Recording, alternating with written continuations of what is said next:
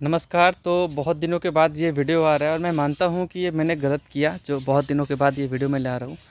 हालाँकि ये टाइम आप लोगों के लिए कुछ अच्छा भी हो सकता है। इस वीडियो के अंदर बहुत कुछ सीखने को मिलेगा। अगर आप लोग शेयर मार्केट के अंदर इन्वेस्टमेंट करते हैं तो अगर आप इस वीडियो को देखोगे तो आपको बहुत कुछ सीखने को मिलेगा और बहुत कुछ जानने को भी मिलेगा इस वीडियो के अंदर। अगर आप पर्टिकुलर इस वीडियो के अंदर बने रहते हैं। मैं कोशिश तो नहीं करता, ज़्यादा मैं नहीं सोचता कि मैं 20 मिनट का वीडियो बनाऊँ, 30 मिनट का वीडियो बनाऊँ।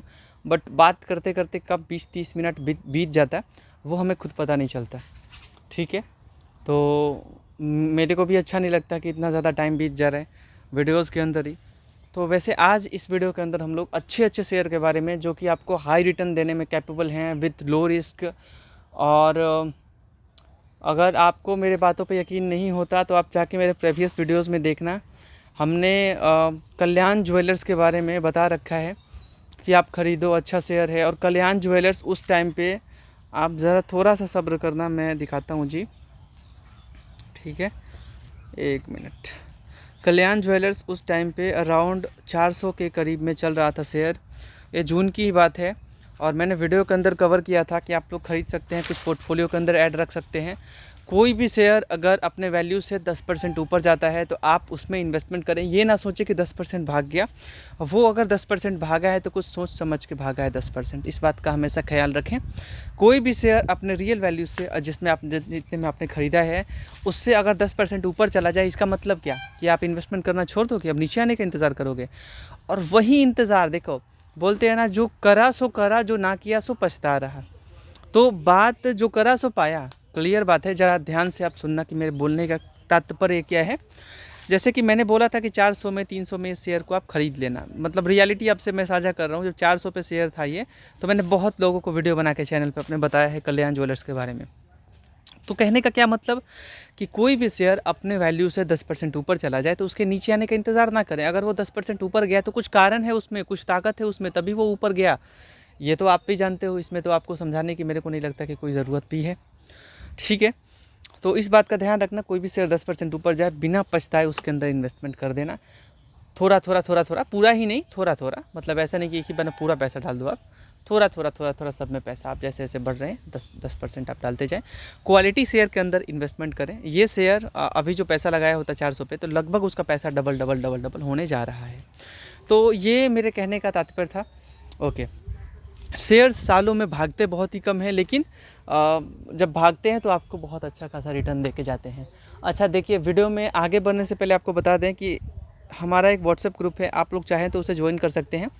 उसमें होता क्या है कि उसमें हम लोग कुछ क्वालिटी स्टॉक्स आपको बताते हैं और कुछ बहुत सारी चीज़ें होती है जिसमें क्वालिटी स्टॉक्स हम लोग, अपना कोर्स भी होता है उसमें भी हम लोग बताते हैं quality stock with low risk. मतलब बहुत तरह की चीज़ें होती है। जैसे कि कुछ शेयर्स हैं जो कि देखिए, जैसे यहाँ पे आपके लाइन आंखों के सामने यहाँ 5 शेयर है, आप मान रहे हो इस चीज़ को, तो आप इस चीज़ को जानते हो कि ये 100% भागेगा, ये 110% भागेगा, ये 120% भागेगा, ये कितना भागेगा, नहीं जानते ना। कोई कुछ भागेगा, कोई कुछ भागेगा, ये तो कोई नहीं जानता है ना। कोई कुछ भागेगा सो कोई कुछ भागेगा, लेकिन कुछ एनालिसिस करके बताया जाता है कि ये शेयर ऊपर जाने वाला है, कुछ एनालिसिस करके। ये आप भी जानते होंगे इस चीज़ को। तो यहाँ पे मान लीजिए आपने 1 लाख इसमें डाला, 1 लाख इसमें डाला। एक शेयर में तो 1 लाख कभी नहीं डालना चाहिए। अपने रिस्क को, अपने अपने कैपिटल को देख के आपको काम करना चाहिए। आपके पास अगर 1 लाख रुपए है तो 1 लाख रुपए अगर आप इन्वेस्ट करना चाहते हो तो एक ही शेयर के अंदर क्या 1 लाख डाल के छोड़ दोगे आप, चाहे वो शेयर टाटा मोटर का ही क्यों ना हो, गलत बात। आपको अगर 1 लाख का कैपिटल है तो अलग अलग अलग अलग सेक्टर में आप इन्वेस्ट करो, थोड़ा थोड़ा थोड़ा थोड़ा, 10-10 हज़ार, 8-8 हज़ार ऐसे करके। किसी के अंदर बहुत ज़्यादा ही पसंद आ जाए तो 20 हज़ार। अगर 1 लाख का इन्वेस्टमेंट करना है तो भाई कभी भी किसी हिसाब से आप 20-30 हज़ार से ज़्यादा कभी ना जाओ एक शेयर के अंदर, जो कि मेरा एडवाइजरी यही है। ओके, अब बात क्या है, अब बात ऐसा है कि जैसा कि हमने बोला कि ये आप जानते नहीं कि यहाँ पे कितना भागेगा, ये कितना भागेगा, ये कितना भागेगा। मतलब कहने का सीधा मतलब ये है, वो मेरा कहने का तात्पर्य गलत हो गया। कहने का मतलब मेरा ये कि यहाँ पे कितने रिटर्न्स ये लोग देंगे आप जानते नहीं हैं। ठीक है, इस चीज़ को जानते नहीं हैं। और ये सारे एक तरीका है, सेम रिटर्न नहीं दे सकते एक साल में। ये आप भी जानते हो ना, सेम रिटर्न नहीं दे सकते ना, नहीं दे सकते हैं। ये कोई 100% देगा, कोई 110% देगा, कोई 120% देगा, कोई 130% देगा, कोई 200% देगा, कोई 400% देगा। ऐसे ऐसे शेयर्स भी हैं। है ना। मतलब पर्टिकुलर मैं एक बात बोल रहा हूँ, शेयर के बारे में डिस्कस नहीं कर रहा मैं। ओके, अब क्या बात यहाँ पे आता है, अब बात यहाँ पे ये आता है, रुकना ज़रा आप, बात यहाँ पे ये आता है कि आपको आज के वीडियो के अंदर व्हाट्सएप ग्रुप ज्वाइन कर लीजिएगा, ठीक है। वहाँ पे आपको क्वालिटी स्टॉक होता है और कुछ हम लोगों का क्लास भी होता है, कुछ प्राइम होता है, जिसके अंदर यहाँ पे आपको क्वालिटी स्टॉक बताए जाते हैं जो भागने वाले होते हैं, जिसमें लोग बहुत सारे रिटर्न लेते हैं। तो वो अगर लेना चाहते हैं, प्राइम लेना चाहते हैं, तो आप लोग हमारे व्हाट्सएप पे ऑल्सो कॉन्टैक्ट कर सकते हैं। और वैसे भी हम लोग ग्रुप के अंदर भी बहुत सारी चीज़ें आपको बताते रहते हैं, गाइड करते रहते हैं, क्योंकि उस चीज़ को वीडियो पे यूट्यूब पे अपलोड करके बताना ये थोड़ा सा पेचीदा हो जाता है, क्योंकि टाइम लग जाता है उसके अंदर बहुत ज़्यादा। आप खुद समझ रहे, बोलते बोलते कब 6 मिनट बीत गया हमें खुद पता नहीं है, मतलब 6 मिनट होने वाले हैं। ओके, सो यहाँ पे आप लोग ज्वाइन कर लीजिएगा। और प्राइम का जो फ़ी है वो 500 रुपीज़ है, जिसमें आपको लाइफ टाइम के लिए अच्छे अच्छे क्वालिटी स्टॉक बताए जाते हैं। इन्वेस्टमेंट से रिलेटेड बहुत सारी चीज़ें होती है, जो लोग गलती करते हैं वो पेनी स्टॉक खरीद के रख लेते हैं। बहुत सारी चीज़ें होती है जो ऐसे ऐसे स्टॉक को खरीद के रख लेते हैं जिसमें ताकत और वो है ही नहीं, ठीक है। ओके, अभी हमने इन्वेस्टमेंट अपना रोक रखा है, बट मैं मई के अराउंड महीने में, अभी तो नहीं, मई के अराउंड महीने में, मेरा पोर्टफोलियो बहुत सारा है, तो एक ही पोर्टफोलियो के अंदर ये मेरा हाल ही का पोर्टफोलियो है। तो मैं अलग अलग मैं अच्छे सेक्टर के अंदर पैसा डाल भी नहीं सकता। जैसे कि अभी मेरा एक सोच है कि मैं टाटा पावर के अंदर इन्वेस्टमेंट करूं, तो एक अलग सा चीज़ हो जाता है, ठीक है। तो टाटा पावर एक ऐसा सेक्टर है जो अभी फ़िलहाल अगर आप इसके अंदर निवेश करते हैं, मैं प्रॉपर इसके अंदर सोच रहा हूँ कि इसके अंदर मैं अब ज़्यादा पैसा तो मैं इन्वेस्ट कर नहीं सकता, क्योंकि इस साल का मेरा जो भी परफॉर्मेंस है वो पार हो रहा है, पैसा इतना ज़्यादा नहीं डालना चाहिए, इसीलिए मैं ज़्यादा इसमें नहीं डाल रहा, ठीक है। ओके, तो ध्यान रखना इस चीज़ का। ओके, तो इसीलिए मैं थोड़ा सा टाटा पावर में पैसा डालना चाहता हूँ, ठीक है। ओके, तो अब सीधा मुद्दे पे आते हैं कि कौन कौन से शेयर के अंदर अभी इन्वेस्टमेंट कर सकते हैं जिसके अंदर आपको बहुत अच्छे रिटर्न्स मिलेंगे। और मैं ज़्यादा उसके डीप में जाऊँगा नहीं, और जो अभी ख़रीदारी के लेवल पे है उसके बारे में मैं बताऊंगा। ध्यान रखना, कोई भी शेयर के अंदर एक ही बार में पूरा पैसा नहीं डालना आपको। ओके, सो रेलवे सेक्टर की बात की जाए, देखिए ऐसे एक एक सेक्टर की बात करेंगे ना तो एक वीडियो ही 10 मिनट का हो जाएगा, तो मैं उतना ज़्यादा डीप जाऊँगा नहीं।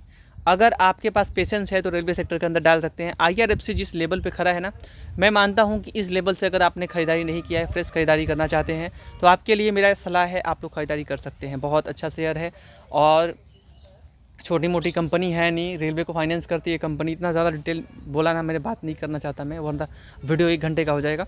जियो फाइनेंशियल सर्विस की बात करें, जियो फाइनेंशियल सर्विस आपके लिए एक टॉप शेयर है और मैं बोलता हूँ कि कैपेबल है रिटर्न लेने में। जैसे कि देखिए अभी ये 351 पे चला गया था, एकदम यहाँ से डिप मारा एकदम ऊपर, आप देख रहे हो यहाँ से कहाँ चला गया। मतलब कहने का मतलब ये शेयर था 47 पे अराउंड, एक बार में ऊपर चल गया। तो आप मेरे बातों पे शायद यकीन नहीं करेंगे, लेकिन हम लोगों को कुछ ना कुछ कहीं से सोर्स मिलता है जहाँ से कि शेयर कौन भागने वाला है, कुछ थोड़ी थोड़ी चीज़ें मतलब पता चलता है। और फ्यूचर शेयर क्या है, कौन सा शेयर 5 साल में कितना रिटर्न दे सकता है, कितना रिटर्न देने में कैपेबल है, ये सारा कुछ पता चलता है। तो वहाँ से तो ये तो पता चला कि देखिए इन्वेस्टमेंट एक, मैं बोलता हूँ कि इसका नॉलेज होना प्रॉपर बहुत ज़रूरी है। ये नहीं कि चलो स्कूल क्यों जाते हैं लोग, किताब तो घर पर भी पढ़ सकते हैं। स्कूल जाते हैं तो बहुत सारी चीज़ें गाइड टीचर करते हैं, तो वही चीज़ें होती हैं। तो अगर आप लोग हमसे प्राइम लेते हैं तो आपको गाइड किया जाता है प्रॉपर। चलो ये शेयर के बारे में तो पता चल गया, लेकिन इन्वेस्टमेंट आपका किस तरीके से होना चाहिए, कितना कितना किसी शेयर के अंदर डालना चाहिए, कितने समय के लिए रुकना चाहिए, थोड़ा सा आपको पता चल जाए ना तो अच्छा लगता है। तो ये जो शेयर है, ये शेयर तो आपको खुद पता है कैसा शेयर है ये, इसके बारे में ज़्यादा बताने की ज़रूरत है नहीं। फाइनेंस करने वाली ये कंपनी है, ठीक है। तो जो भी लोन वोन है वो देगी। जियो का फाइनेंशियल ऐप आएगा जिसके अंदर से रिचार्जेस होंगे, बहुत सारी चीज़ें होंगी इसके अंदर। पर्सनल जो बता दें, आप तो इन्वेस्ट भी कर सकते हो। तो ये सारा चीज़ होने वाला है। तो ये शेयर क्या आपको 300 पे वाजिब लग रहा है? मैं मानता हूँ कि नहीं, ये गलत बात है। ये शेयर अगले 5 साल के अंदर बहुत अच्छा खासा पैसा कमा के आपको दे सकता है। और ट्रस्ट में गाइस, ये शेयर बहुत ही अच्छा शेयर आपके लिए साबित हो सकता है। इस बात पे आप हमेशा ध्यान रखना। ओके, अभी बात करेंगे हम लोग अलग अलग सेक्टर के ऊपर। जैसे कि बात किया तो बहुत ज़्यादा लंबा हो गया। तो हमने हाल ही में इससे रिटर्न लिया है, आप देख सकते हैं 47 शेयर खरीदे गए थे। इसके पहले भी देखें तो धीरे धीरे खरीदा गया था ये शेयर, इसके पहले आप देख लीजिए। लेकिन अराउंड अभी कितना शेयर है दोस्तों, 77। तो 47 खरीदा गया था 322 के रेट से। हालांकि उसके नीचे भी ये शेयर आया था, लेकिन उस समय पे पैसे सही टाइम से अवेलेबल ना होने के कारण से ऐसा कुछ हुआ है। पैसे तो आज भी बहुत हैं, जैसे कि आप जानते होंगे कि मेरा पोर्टफोलियो वहीं के वहीं रुका हुआ। क्यों रुका हुआ?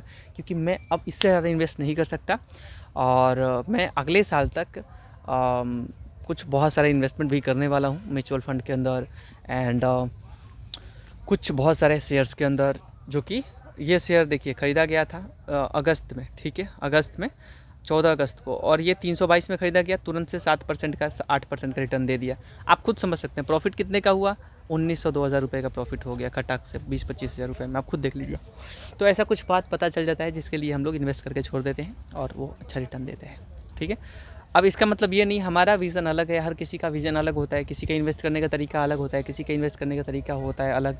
किसी को रिस्क लेना अच्छा लगता है तो किसी को ट्रस्ट के साथ जाना अच्छा लगता है, किसी को हाई रिटर्न्स चाहिए तो किसी को थोड़ा लो रिटर्न चाहिए। ये सारी चीज़ें होती हैं।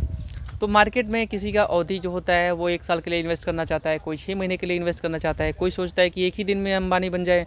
तो किसी का अलग अलग वो थिंकिंग होता है। तो NHPC एक अच्छा शेयर है, आप लोग ख़रीदारी कर सकते हैं कुछ पैसे लगा के। अगर आपके पास धैर्य है तो आप इस शेयर की तरफ से जा सकते हैं, और ट्रस्ट में गाइस आपको एक समय के साथ ये अच्छा रिटर्न देगा, और सिर्फ आपको पेशेंस रखना है। अभी जो ख़रीदारी फ्रेश एंट्री लेना चाहते हैं, जिनके पास ये शेयर नहीं है, तो आप लोग इस शेयर की तरफ से जा सकते हो। किसी भी शेयर के अंदर 20-30 शेयर से ज़्यादा मत डालना, ये मेरा पर्सनली ये मेरा रिकमेंडेशन है। अगर आपके पास पैसा बहुत ही ज़्यादा है, लाइक 10 लाख 20 लाख 30 लाख इन्वेस्ट करने के लिए, और बाकी सब तो भरा हुआ है, तो फिर आप थोड़ा ज़्यादा इन्वेस्ट कर सकते हो। इसके ऊपर मेरा जो है वो कोई आपके लिए रोक टोक नहीं है। मतलब 40,000 50,000, और टाटा मोटर जैसे कंपनी हो तो 1 लाख भी डाल दो, है ना। ओके, टाटा स्टील एक बहुत बढ़िया शेयर है, जिस लेवल पर अभी खड़ा है। मैं मानता हूँ कि ऊपर नीचे बहुत ज़्यादा हो रहा है, और ये शेयर आप खरीदते हो तो ट्रस्ट में डिविडेंड के साथ साथ डिविडेंड तो मिलता ही है। 50 रुपये तक का डिविडेंड दिया है इस कंपनी ने, तो आप अच्छे खरीदारी के लेवल से जा सकते हैं विथ हाई रिटर्न। आप हाई रिटर्न एक्सपेक्ट कर रहे हैं तो बिल्कुल जा सकते हैं, क्योंकि जिस लेवल पे ये शेयर अभी खड़ा है, मैं मानता हूँ कि इस लेवल से आपको रिटर्न देने में कैपेबल है। बात करेंगे टाटा मोटर्स की। टाटा मोटर एक बहुत ही फ्यूचरिस्टिक शेयर है। फ्यूचर इसका बहुत ब्राइट है, क्योंकि EV सेक्टर में बहुत कुछ काम कर रही है कंपनी, और आप खुद जानते हैं इलेक्ट्रिक व्हीकल में कितना मार्केट इनका है, इससे बोलने की कोई ज़रूरत है नहीं।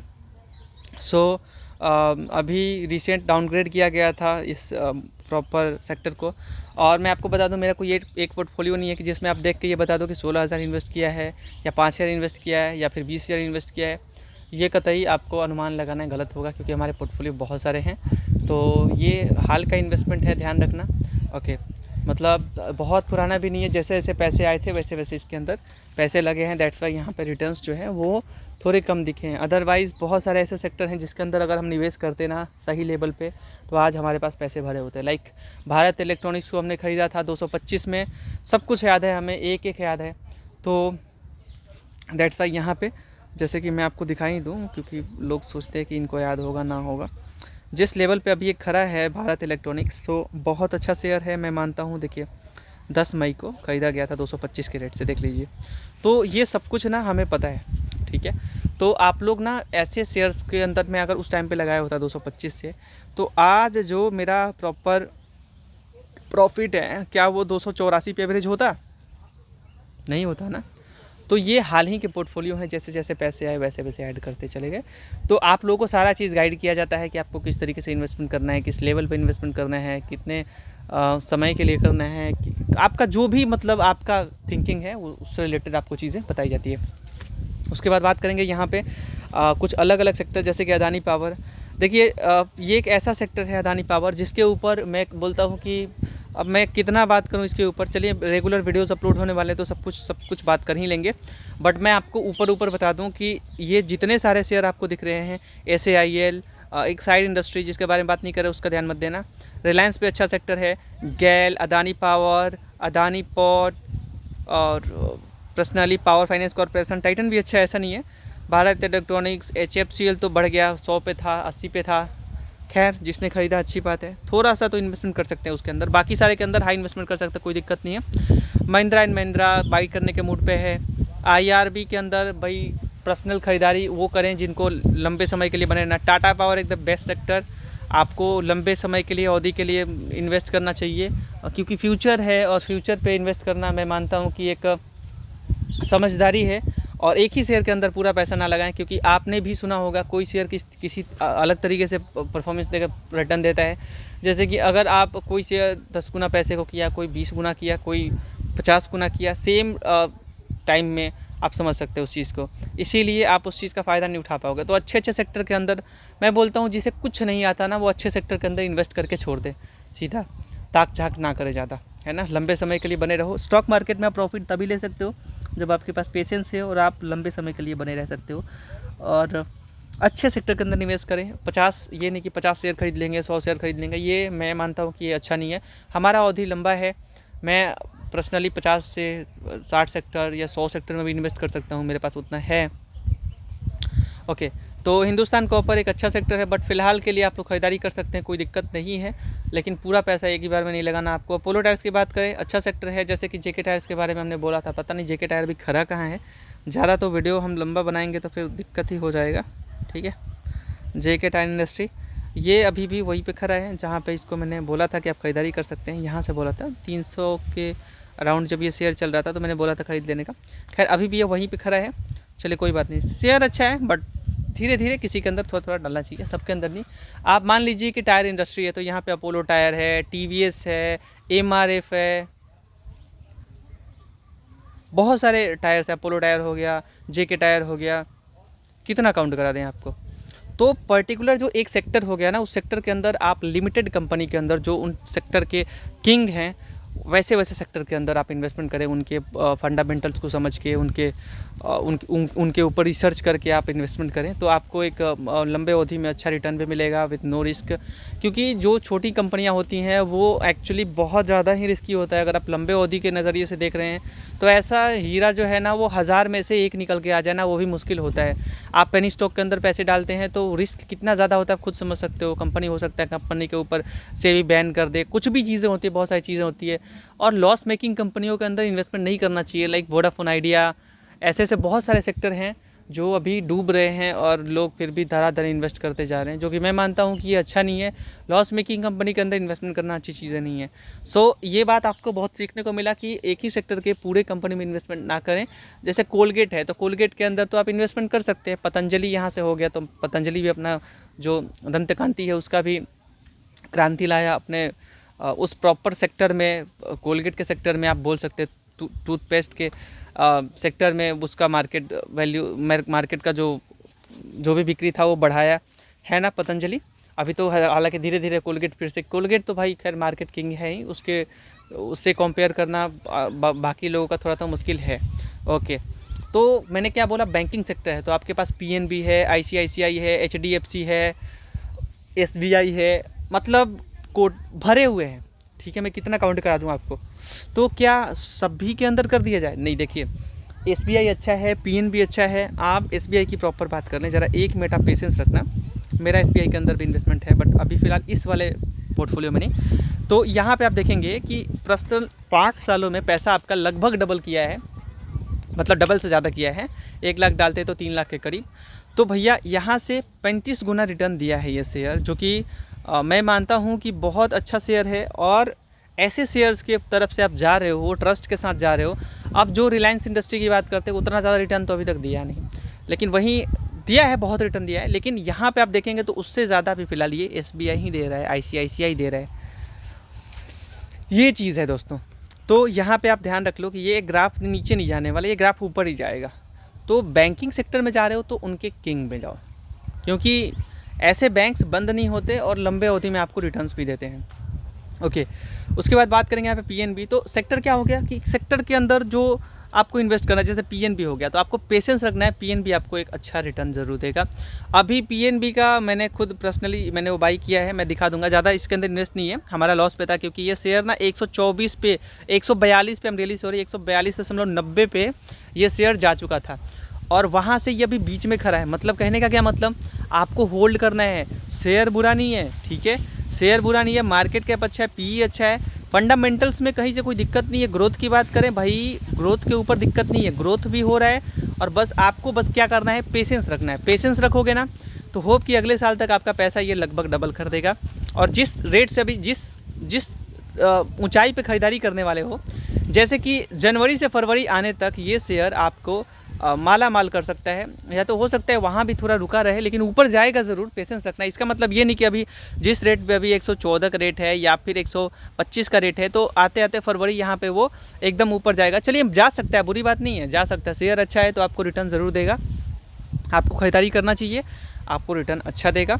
और कितना रुलाएगा, 1 साल 6 महीने, उसके बाद तो इसको एट द एंड में ऊपर जाना ही है। और ऐसा वैसा सेक्टर तो है नहीं भाई, आप खुद समझ सकते हो, बैंकिंग सेक्टर है, सरकारी है, समझ सकते हैं यहाँ पर।